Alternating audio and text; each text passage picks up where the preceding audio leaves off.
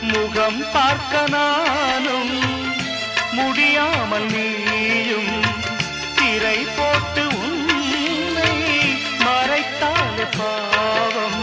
ஒரு முறையேனும் திருமுகம் காணும் வரந்தர வேண்டும், எனக்கு அது போதும்.